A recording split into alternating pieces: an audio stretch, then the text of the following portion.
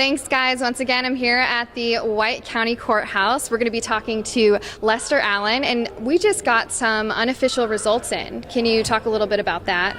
Sure. Tonight, all the results that you'll hear will be unofficial. We still have absentee ballots that are out.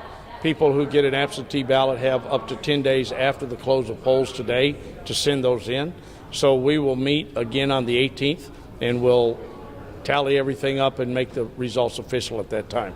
We also have provisional ballots that are given to people today. Those are for people who may have changed address or they're not in our book or for whatever reason. And if they want to vote, then we give them a provisional ballot. The commission will sit down and look at those ballots. We'll decide whether or not they count or not.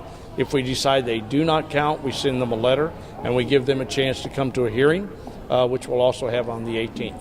And at that point, we'll discuss it and give them a chance to convince us it should have been counted. So you're really trying to give just everybody as good of a chance as they can to vote, and that includes, I know we were talking about earlier how the election booths actually closed, but some people are still allowed in. Can you kind of talk about that and the busyness of just elections and today in general? Yeah, this election has just been huge. Over 63% of our county has turned out. We still have 13 sites open right now.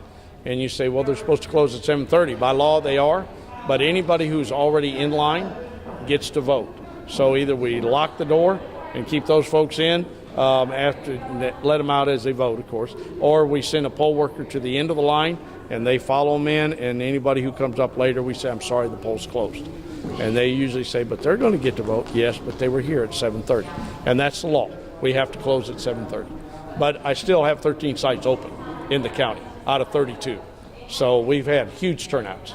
Yeah, and regarding those lines, we were in Rosebud earlier today, actually, at some of the election booths there, talking with people, and there are lines outside the door. But, you know, inside, although people are waiting, they're just really happy that they were able to still vote. When headed to the polls in Rosebud, the red voting signs were most likely not the first indication of a polling booth. Instead, a much more obvious flag: cars. Not one space was left empty at the Rosebud Community Senior Center this afternoon. As children had fun outside on the playground, their parents were inside playing a game of musical chairs. Lines were out the door. Hi, how are you? I'm fine. New voters and old voters alike happy to do their civic duty. It's my first time to vote.